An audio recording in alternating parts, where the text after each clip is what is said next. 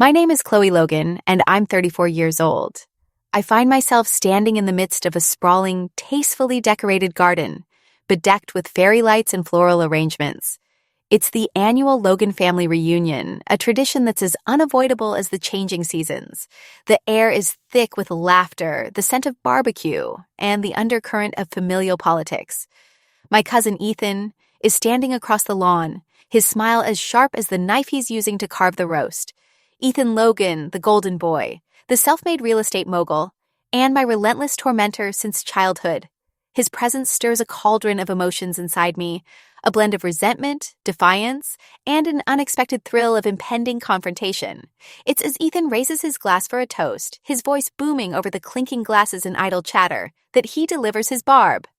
To family, he intones, pausing for effect, and to the women in our family who are still finding their place in the world, Chloe, we all know you're still searching. Laughter erupts, a ripple of amusement at my expense.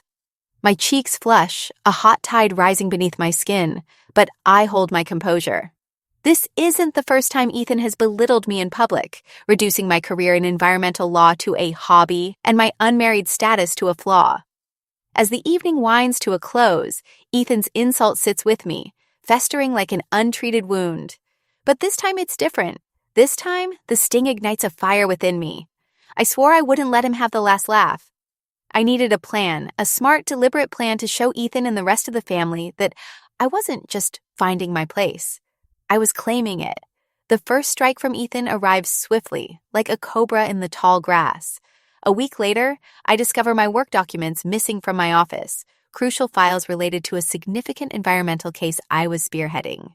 My heart races as I conduct a frantic search, the realization hitting me like a sledgehammer they were gone.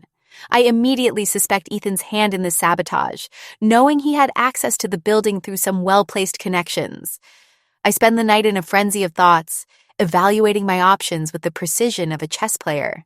I needed those documents, but more than that, I needed to show Ethan that I wouldn't be easily thwarted. A plan starts forming, clear and methodical. I could retrieve those files from the digital backup and enhance the security of my access points. But retaliation was imperative. The next day, I execute my plan with strategic brilliance. I reach out to an old college friend who now specializes in cybersecurity. Within hours, my files are retrieved, and my office's security systems are upgraded to military-grade encryption. With Ethan's weaknesses in mind, his reliance on charm over caution, I send him a cryptic message, implying I am aware of his actions, but saying nothing explicit. The result is immediate. Ethan's smugness wavers ever so slightly at the next family dinner, though he masks it well. But Ethan isn't one to back down easily. His countermove is more insidious. A few days later, I start receiving cryptic emails and messages from supposed clients, questioning my integrity and professionalism. The tone is unmistakably crafted to undermine my reputation. It's a classic Ethan maneuver turning perception against me. I can almost hear his voice in every twisted word, every insinuation. My response requires precision and cunning. I gather evidence, compiling every message, tracing back the emails to their origin. It's a laborious task, but one that I tackle with the determination of a soldier in battle. I know Ethan's arrogance well. He wouldn't have bothered to cover all his tracks. As expected, a digital breadcrumb leads me back to a contact closely linked to Ethan. With this evidence in hand, I prepare my counterattack, targeting his Achilles heel, his pristine business image. I launch a quiet but effective campaign of my own, discreetly leaking the evidence to a trusted journalist who owes me a favor. Within days, an article circulates in a popular online publication, hinting at the shady undercurrents in Ethan's business dealings. The story doesn't mention him by name, but includes enough detail to make those in the know connect the dots.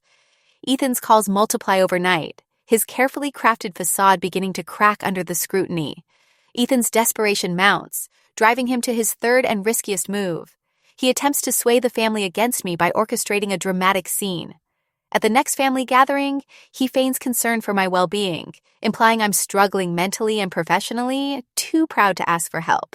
It's a narrative he spins with expert precision, drawing sympathetic glances my way, casting a shadow of doubt over my recent successes. I sit quietly, letting his lies fill the room, my mind a whirlwind of calculations. I need a decisive endgame, one that will leave no room for doubt about who I am and what I've achieved. I bide my time, waiting for the perfect moment to reveal my hand. The opportunity arrives at the annual family charity auction, held in a grand hall with all the Logans in attendance. The room buzzes with chatter, the clinking of glasses, and the thrill of bidding wars. I've planned every detail meticulously, and now it's time to execute. As the auction reaches its peak, I take the stage, my heart pounding with anticipation. I address the crowd, speaking of family, of the importance of integrity and trust. My voice steady, I recount the hurdles I've faced, the battles fought in silence. I reveal, with deft precision, the trail of sabotage and deceit, a story backed by irrefutable evidence. The room falls silent, eyes shifting to Ethan, whose composure is unraveling by the second. Our actions define us more than our words ever could, I conclude, locking eyes with Ethan. And in the spirit of family, it's time we recognize the truth. The tension in the room is palpable.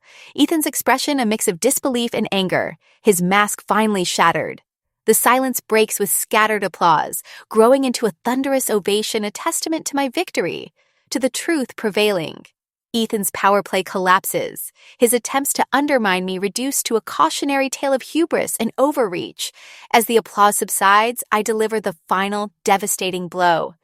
Ethan once claimed I wasn't wife material, I announce, my voice carrying a clear, unwavering resolve. But I've come to realize I'm much more than that. I've become the architect of my destiny. The room erupts once more, the statement a conclusive checkmate, sealing Ethan's defeat. The family disperses, the night winding down with an air of quiet reflection.